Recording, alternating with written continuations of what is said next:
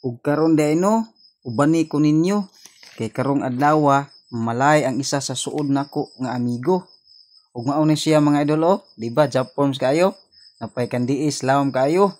Gusto na siguro pud ni siya maka-experience og maglito og bugas nga tag 50 kilo. Ug karon unsa pa may inyong gipaabot arin ta sa sulod kay maminaw tas ilang sabot-sabot. Apan sa dili pa magsugod, nagampo sa diay, busa kaming tanan nanindog aron usab magiyahan sa atong langitnong amahan ang atong mga isipan. Kay kini bayang kaminyoon, dili jud biya basta sayon, busa kinahanglan mobarog kita sa atong desisyon.